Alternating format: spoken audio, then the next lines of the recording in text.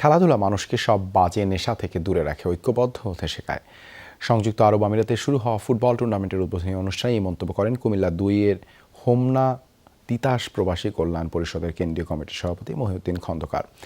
Ajman football মাঠে আয়োজন করা হয় এই টুর্নামেন্ট। বিদেশের বুকে যেন এক টুকরো বাংলাদেশ।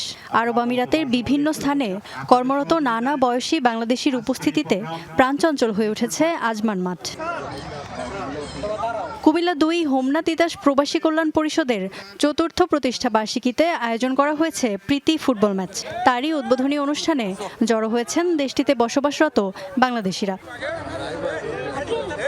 জীবিকার তাগিদে পরিবার ফেলে শত মাইল দূরে বাস এই প্রবাসীদের। হাজারো কর্মব্যস্ততায় দিন কাটে এক একজনের, তেমন একটা সুযোগ হয় না আনন্দ আয়োজনে অংশগ্রহণের। তাই তো এই ফুটবল টুর্নামেন্ট স্বস্তি এনে দিয়েছে প্রবাসীদের মনে। আমরা যে আনন্দ করতেছি এখানে, ভবিষ্যতে আমরা এইভাবে ফুটবল ম্যাচ করব এবং আরো অন্যান্য খেলা খেলে আমরা আমাদের সংগঠনকে উৎসাহিত করব, যাতে আমাদের সদস্যগণ আমাদের প্রতি আকর্ষণ থাকে এবং আমরা এই সংগঠনকে আগে নিয়ে যেতে পারি। আসলে সবাই আনন্দিত। এখানে কে গোল দিল আর কে গোল না দিল সেটা কোনো ফ্যাক্টর না। ফ্যাক্টর হচ্ছে আমরা সবাই এখানে একসাথে মিলিত হয়েছি, সেটাই বড় কথা। ভবিষ্যতে আরো বড় পরিসরে এমন আয়োজন করতে চায় আয়োজকরা। এখানে আমরা কাজের ফাঁকে যদি সবাই মিলেমিশে আমরা থাকতে পারি এবং সবার মধ্যে একটা সৌহার্দ্যপূর্ণ সম্পর্ক হয়, এটাও একটা মনের খোরাক।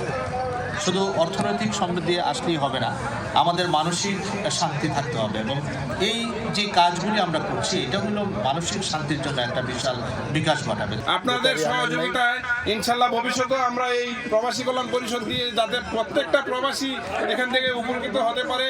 এদিকে টুর্নামেন্টের ২ উদ্বোধনী ম্যাচে সূর্য তরুণ ক্লাবকে ১-০ গোলে হারিয়েছে ব্রাদার্স ইউনিয়ন স্পোর্টিং ক্লাব এবং ফ্রিডম ফাইটার স্পোর্টিং ক্লাবকে ২-১ গোলে পরাজিত করেছে সানরাইজ স্পোর্টিং ক্লাব। ফাইনালে মুখোমুখি হবে বিজয়ী দুই দল। মোশাররফ হোসেন ফারুকের সভাপতিত্বে ও সিনিয়র সহসভাপতি মকবুল হোসেনের পরিচালনায় উদ্বোধনী অনুষ্ঠানে প্রধান অতিথি ছিলেন পরিষদের কেন্দ্রীয় কমিটির সভাপতি মহিউদ্দিন খন্দকার। উপস্থিত ছিলেন বাংলাদেশ সমিতি শারজার সিনিয়র সহসভাপতি ইসমাইল গনি চৌধুরী, দেলোয়ার হোসেন সিআইপি সহ অন্যান্যরা। ইফাতারা খন্দকার, যমুনা নিউজ।